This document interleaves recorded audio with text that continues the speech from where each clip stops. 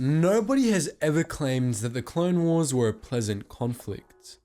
Despite lasting for only 3 years, it was one of the largest and deadliest wars in the history of the Star Wars galaxy, and even the lighter depictions of it, which include Star Wars The Clone Wars, still don't shy away from the fact that there was plenty of dying and plenty of unpleasantries. But even so, there is an even darker side to the Clone Wars, one which is often just not featured in some of the more widely known sources. In this video, we'll be diving into them. As a word of warning, this video is going to be a lot more freeform than most of our content, as it covers a fairly broad topic. With due hope, we should be able to catch a lot of stuff here that wouldn't merit individual videos on their own. If you like how this turns out, please do let us know, as it is a bit of an experiment and feedback could lead to more of these in the future. With that said, let's dive right into some of the lesser known and darker aspects of the Clone Wars.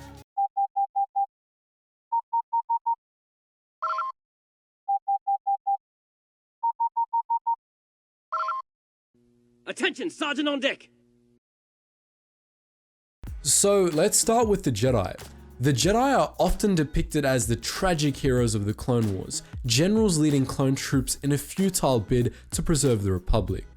Sure, there were outliers like Pong Krell, but for the most part, the Jedi are depicted more like Obi-Wan Kenobi, through the lens of pure-hearted heroes. Order 66 put a tragic end to these heroes through this lens, victim of dark treachery orchestrated by their own men. But in truth, in many cases, the clones did nothing wrong, and the Jedi deserved it. Most generals were, honestly, more like Pong Krell than Obi-Wan Kenobi, just without the deliberate evil. To put it bluntly, most Jedi were totally awful generals. That's not necessarily their fault. The Jedi Knights were an order of peacekeepers, beings whose job it was to prevent or prematurely end wars, not wage them. Very few were capable of the role that they were forced into during the Clone Wars, and of course, this was entirely intentional. But that doesn't completely excuse how most Jedi handled their command.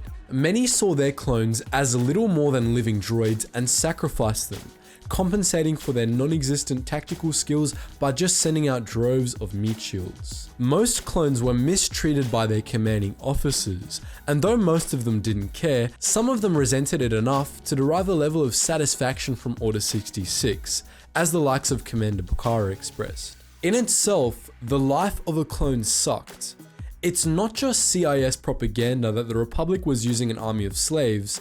They very much were. Even civilians treated the clones more like battle droids than actual men, and most feared or distrusted them on some level. Their superiors didn't treat them much better. Unfortunately, the Republic lifted standard methods of housing and caring for their clones directly from the Kaminoans, and as we well know, the Kaminoans were far from humane in how they treated their creations. As a result, clones often found themselves being treated like livestock by their commanders, like subhuman beings destined only for the slaughter. The rebellion of clones like Slick and Spar makes more sense when you consider that, for the most part, they were entirely right about how their brothers were treated. While their reactions to this aren't exactly excusable, this shared observation was nonetheless disturbingly correct. Furthermore, life on the battlefield was even worse for clones.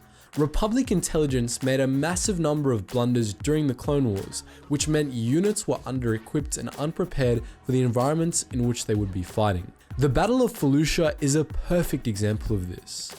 In that battle, clones were thrust into combat without any sort of preparation for local predators, the dangerous nature of the planet's jungles, or even local diseases, many of which were nasty flesh-eating varieties. This point seems like as good of a time as any to bring up a rarely mentioned level of nastiness that actually applies to all of the conflicts in Star Wars, not just the Clone Wars. Blasters were incredibly messy weapons, much worse than real-world firearms or even laser weaponry. Blasters do not fire lasers, they fire concentrated high-energy particle beams which cause damage primarily because of kinetic energy. Contrary to popular belief, blaster bolts don't generate heat on their own. But upon impact, the kinetic energy generated by the blast does. The most notable result is a small but violent explosion, which can blow chunks out of duracrete and deform most materials. However, blaster bolts have a much nastier effect when they come into contact with living tissue. The liquids inside organics struck by blaster bolts evaporate in the area near the blast site, expanding internally and doing grievous damage to the surrounding tissue. This made blaster bolts incredibly painful and destructive, and for soldiers that fought in the Clone Wars, this sort of pain was just another day-to-day reality. But those that fought in battles in which neither side used blasters actually got it even worse. On Drongar, a planet home to a powerful healing herb, both the Republic and CIS equipped their soldiers with Vibra Blades and similar weapons so as to diminish harm to the plants. The result was pure carnage. Medical centers on the planet were flooded for most of the battle by hordes of soldiers with all manner of nasty Vibra Blade injuries, as the vibration cells integrated into the Vibra Blades allowed them to cut quickly, efficiently, and deeply through flesh, muscle, and bone alike. The Clone Wars are generally viewed through the lens of the Republic being good guys and the Confederacy being bad guys, a view promoted by nearly every Clone Wars story there is. But even Star Wars The Clone Wars, which presents one of the lightest takes on the conflict, makes clear that the dynamic is much more complicated than that. For the Clone Wars and several other stories, this simply meant establishing that there were heroes on both sides. But the opposite was true as well, and there were more villains in the Republic than just Palpatine and his agents. Just as the Confederacy committed atrocities during the Clone Wars, the Republic had its own share of attacks that massacred civilians. While the CIS is rightfully regarded as callous overall, with the use of living shields on Ryloth, the testing of bioweapons on civilian worlds, and the annihilation of entire colonies as a means of spreading messages serving as prime examples, the Republic should also be remembered for its own examples of callous tactics. After all, the Empire didn't just come from nowhere, and the roots of the Imperial military were thoroughly ingrained in that of the Republic. As an example, take the Battle of TRACON. The Republic invaded TRACON at the start of the Clone Wars thanks to its Dunium mines, which were a plentiful source of material necessary for warship construction. TRACON was a separatist world owned by the Commerce Guild, and the battle there lasted for over a year, killing 90% of its population and resulting in the planet becoming completely uninhabitable. The Confederacy, as some of you likely know, was responsible for the latter part, having poisoned TRACON's water table when it became clear that the Republic was going to win the battle. But the Republic did just as much damage as the Confederacy. They were winning in the first place because of Operation Katabatic, a campaign in which Republic bombers indiscriminately shelled civilian targets without warning or any chance for evacuation. This destroyed TRACON's infrastructure and killed most of its population long before the Confederacy even considered poisoning the world. And it's just one example of Republic treachery. Our next example is perhaps even worse, as the order for this attack was given by a Jedi. The Battle of Basadro saw the Republic once again attacking a Commerce Guild mining world. This time, clone forces were under the command of a Jedi, Emphatigios Brand to be precise. In the latter stages of the battle, hoping for a quick victory, Brand ordered his troops to bomb out a rock formation that was sheltering the enemy command bunker, launching shrapnel into the air that shredded the droid army protecting it. This shrapnel didn't just shred the droids, however, it also shredded an entire village of local unaffiliated miners, resulting in hundreds of civilian casualties. This wasn't just unhappy circumstance either, it was willful, as the village was there before the order was given, and the likelihood of its destruction would have undoubtedly been known to General Brand. The Republic emphasized victory over saving civilians many times during the Clone Wars, increasingly so as the conflict wore on.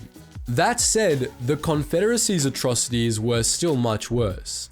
In particular, General Grievous was responsible for atrocities that claimed billions of civilian lives, which were intended to terrify the Republic into surrender. At Duro, Grievous razed the entire surface of the planet to destroy its industrial capabilities and treated civilian space cities like enemy battle stations.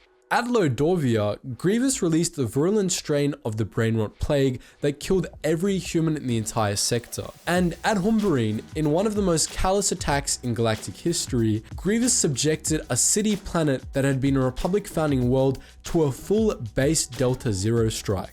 This caused the planet's crust to melt and the entire population of the planet died horribly.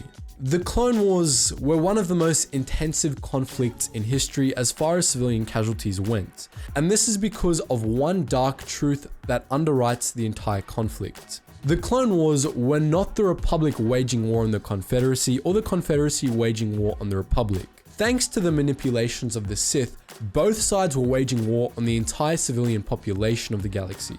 As far as Darth Sidious was concerned, the more civilian blood shed, the better. More mass casualties meant more fear in those that survived, and more fear made them more likely to accept an empire. So, those were some of the darker elements of the Clone Wars that we thought we'd shine some light on. As we said earlier, this video is a little bit of an experiment, and with that said, I want to know if you like this looser format or not, so make sure you let me know in the comment section below. And as per usual guys, just before you go, make sure you check out all the links in the description below, where you can check out my Geetsly's gaming network, all of our discords, and my second history channel if you are into history. As always guys, thank you so much for watching, and I hope to see you in the next video.